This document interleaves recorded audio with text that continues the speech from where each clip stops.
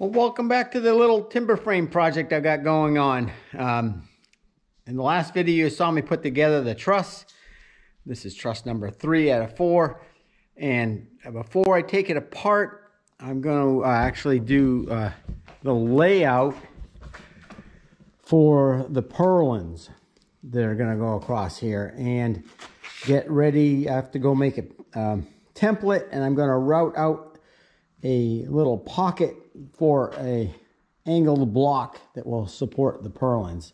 The bottom purlin, there's nothing to keep it from tipping out, so I'm actually going to bend up a metal strap that's going to be screwed around the top and back down to here, and that'll keep the bottom purlin from falling off of the building. So I got to find some material, and I'm looking at this beam here, and it's not very good. It's got a lot of really big knots in it, and I think it's got clear sections between the branch nodes, and I think that is going to be the candidate to make the 12 blocks out of. So I'm going to put it on the sawmill, cut it in half, and then take it down to the shop and plane it down to a consistent thickness before I cut them into sections. So that's what we're working on. And I'm also going to cut the top of that and mortise in a slot for the top purlin. So there are a few things that have to get done to this truss before I can set it aside permanently before I start on the last one.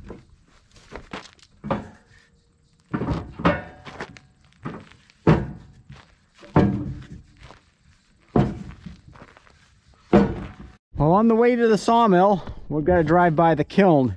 And this morning I went in there to check the load of pine that's in there. It's been in there for 3 weeks.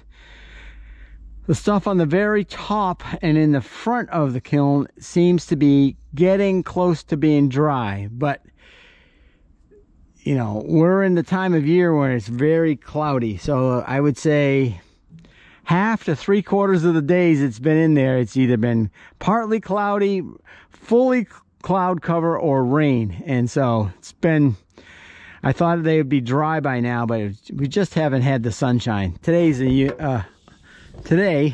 is actually really nice.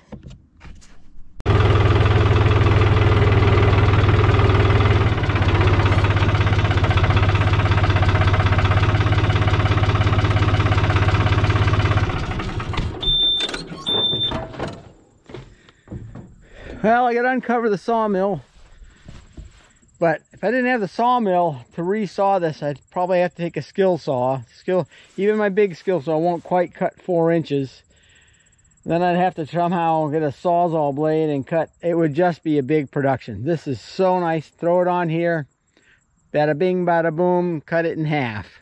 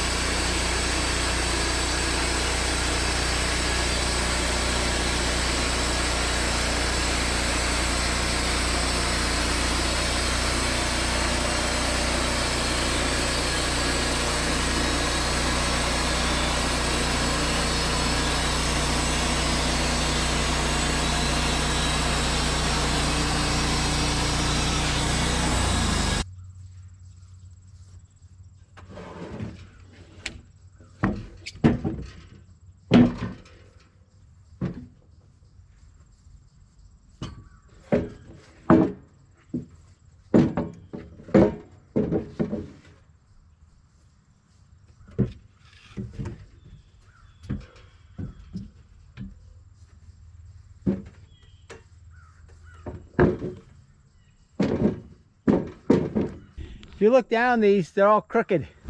There's a tension in them. That's why this was not a very good log. I sawed it in half and it's relieving some of the tension. It was straight, but those will be a good candidate to get the 12 blocks out that I need.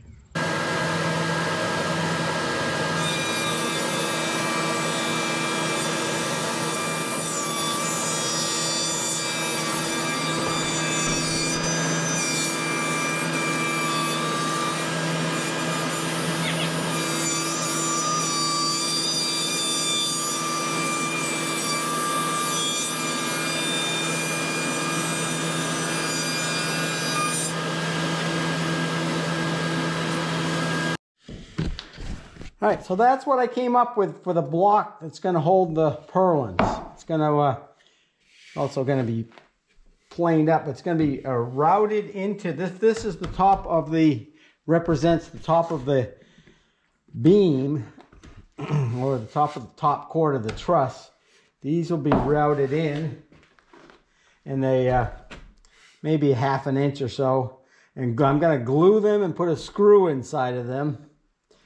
And they'll be plenty strong to keep the purlins from sliding down, and then we'll put a screw down through the purlins as well. So that's what I've come up with, and they're all the same thickness so that I can make a pattern. I mean, I can make a jig that will clamp onto the top of the top cord of the rafter, and I can just run the router around, and these clean up the corners, and those should pop right in place.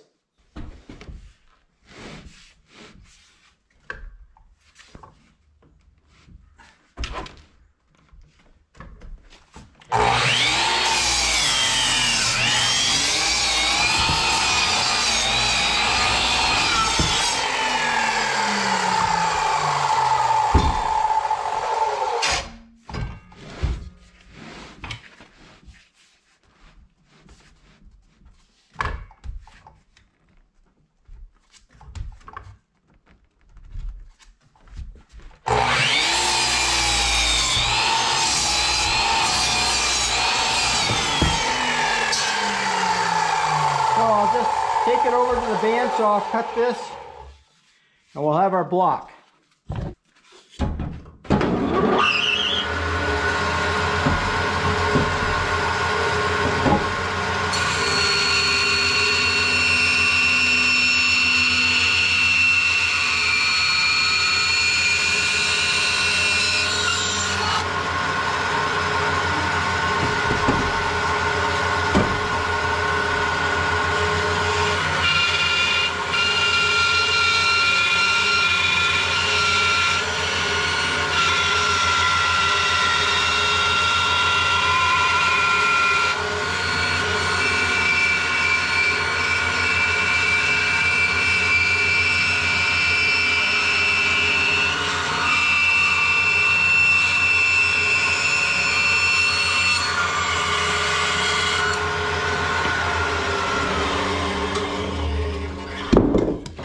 There it is. It's not perfectly clear, but it's not bad. Well, I got all the blocks cut out. This edge has not been taken care of yet. Well, that will never be seen. But I want them, they're the exact thickness, but they're not exactly the same length. And if I'm going to make a template, they need to be exactly the same length and width so that I can make one template and they'll all fit. So I cut them all out, and then I set up a stop block here, and I'm going to cut all of them to the exact same length.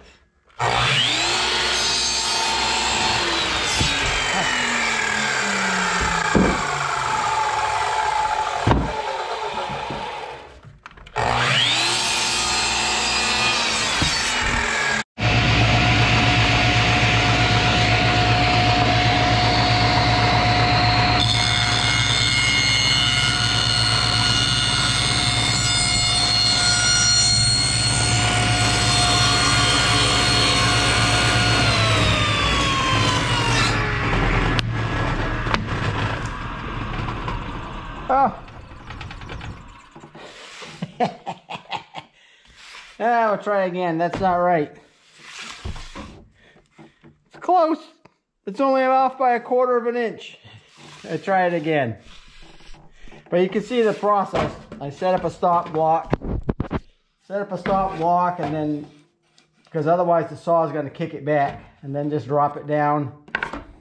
And I'll probably do the same for the ends if I don't screw this up again. Hold on.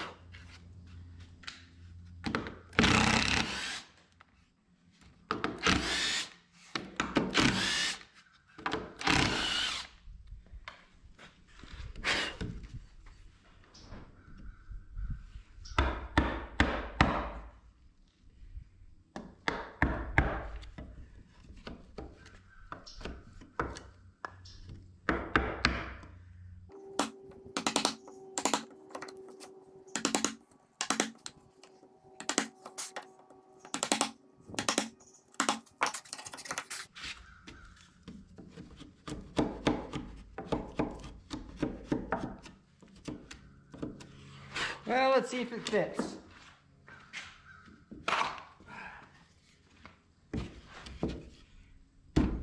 I call that not too bad. Yeah, that looks pretty good. So I'll glue those in with the Gorilla polyurethane glue and put a GRK screw through here. And those will be what holds the purlins from sliding off the building.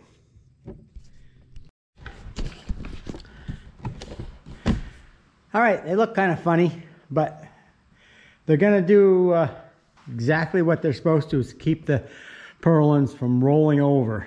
And once they're glued in place and screwed in place, the purlins can't go anywhere. The purlins will get screwed to the actual top cord of the truss or the rafter, but yeah, those are all routed in, and I got all the blocks made up for the other truss.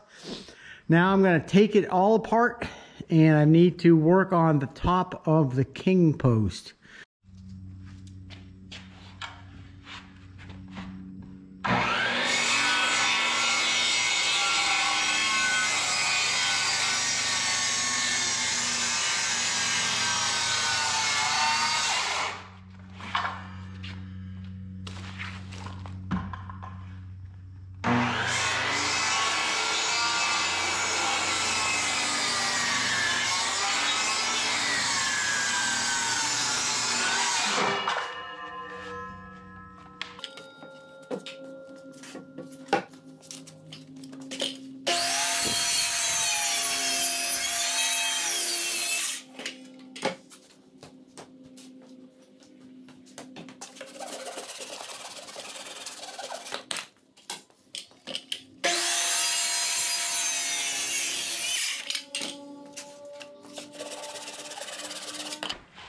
So that's going to go in only like 1/2 inch or 3/4 inch, because the other purlins are going to keep these trusses from separating. So, and I don't want to take too much meat out of this top here, because all of that is holding the whole truss together. So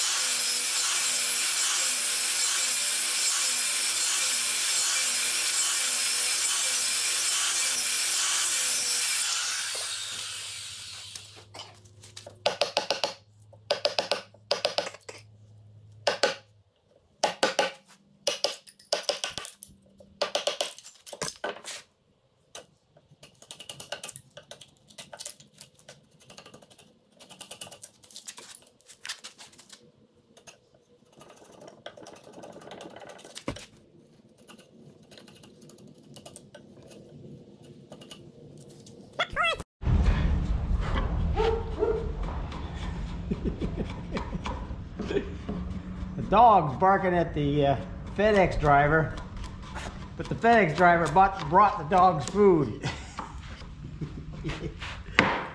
Silly dog.